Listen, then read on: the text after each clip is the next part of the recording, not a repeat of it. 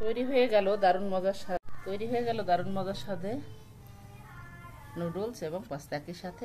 দেখুন কত। Hello viewers বন্ধুগণ, আমি নুডলস আর ম্যাগি আর পাস্তা একসাথে রান্না করব। সিদ্ধ করে নিয়েছি অফ ক্যামেরায়, দেখতে থাকো বন্ধুরা। এখন ছেঁকে নেব। পেঁয়াজ, একটু হালকা রসুন, মশলা, ডিম, সয়াবিন তেল এবং এই দুধ দিয়ে রান্না করব। একটু দুধ দিয়ে দেবো, তাহলে অনেক টেস্টি হবে। আর সস এখন ছেঁকে নেব। নুডলসটা একটু বেশি সিদ্ধ হয়ে গেল, এর সাথে সিদ্ধ করতে যেয়ে কিন্তু পরে দিয়েছি নুডলসটা।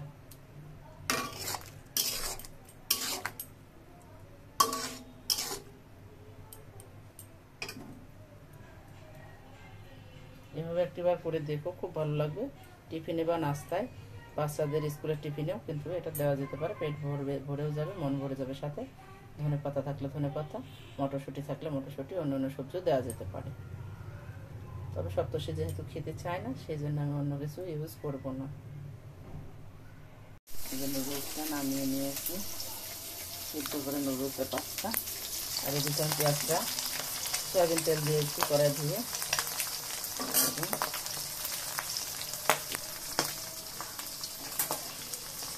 পেঁয়াজটা ভেজে নিচ্ছি, ম্যাগি মশলা দিয়ে দেবো।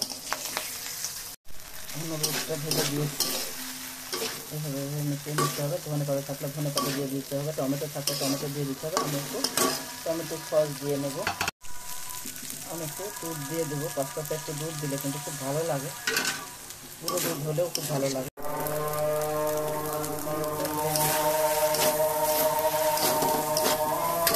এখন সসটা দিয়ে দেবো, টমেটো হচ্ছে। এই যে কলার গাছ, পেঁপের গাছ, ছায়া ঘন শনিবার, এই যে বাগান।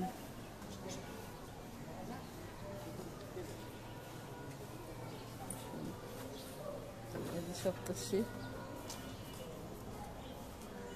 পেঁপে গাছ, এই যে পেঁপে খাই আমরা, খুব সুন্দর। প্রচুর অক্সিজেন, বিশুদ্ধ বাতাস, ঘন গাছ।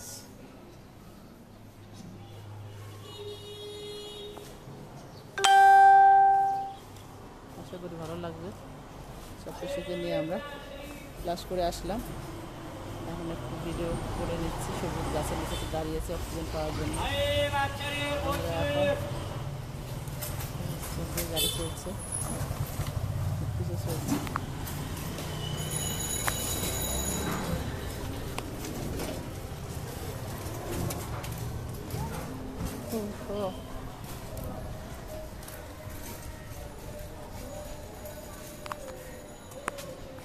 শিম গাছ,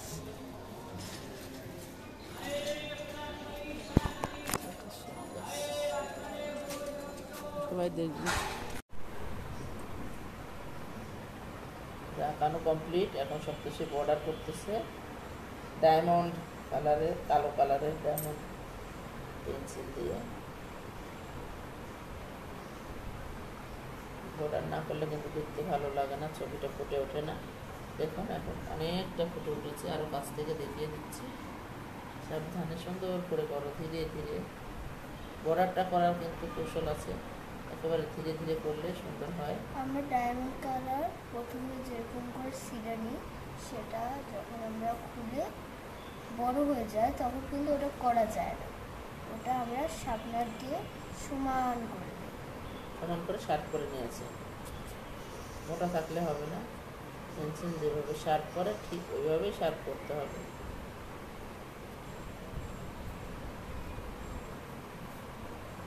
ধীরে সুন্দর করে।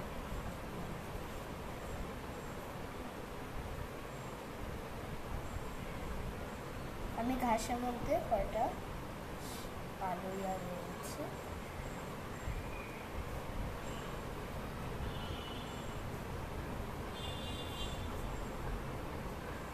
রাস্তায় দিয়ে দিচ্ছি এরকম করে।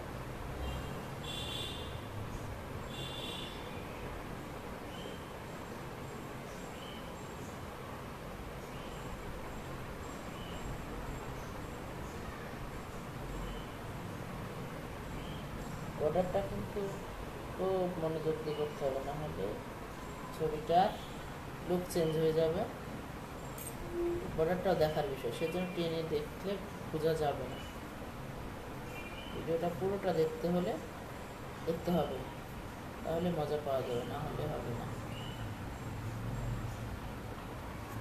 বাচ্চাদেরকে আকর্ষণ বাড়ানোর জন্য পুরোটা দেখাতে হবে, তুমি এভাবে করো, তাহলে বাচ্চারা তাদের স্কুলেও লাগে। এই জন্য ড্রয়িংয়ের ভিডিওগুলো ভীষণ উপকারী হয়। এবার আমি ঢেউ দিয়ে দিচ্ছি নদীতে।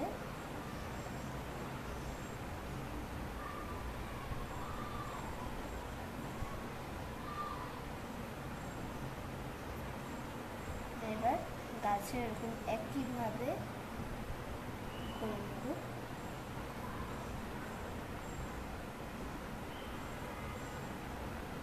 দেখো গাছ